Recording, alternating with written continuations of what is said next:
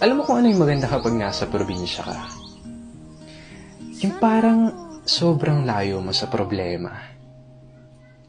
Yung manghuni ng ibon, sariwang hangin, na kahit sobrang bigat ng pakiramdam mo, kapag naranasan mo tong mga to, biglang mawawala na lang.